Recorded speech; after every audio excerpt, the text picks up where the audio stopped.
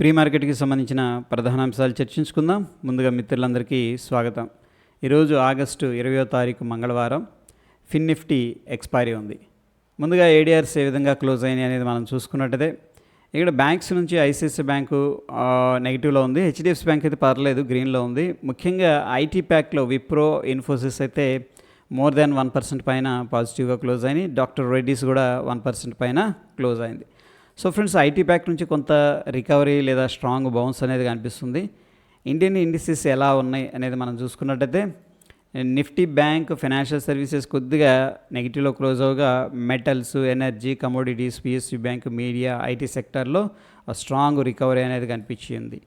ఇక గ్లోబల్గా సెంటిమెంట్ ఏ విధంగా ఉందనేది మనం చూసుకున్నట్టయితే ఇక్కడ రష్యా అనేది నెగిటివ్గా ఉంది. దాని తర్వాత హాంకాంగ్, యూఎస్ మార్కెట్స్ కూడా కొద్దిగా ఫ్లాట్ టు బేరిష్గా అయితే ట్రేడ్ అవుతూ ఉన్నాయి. ఇక జర్మన్ కూడా నెగిటివ్గా ఉంది.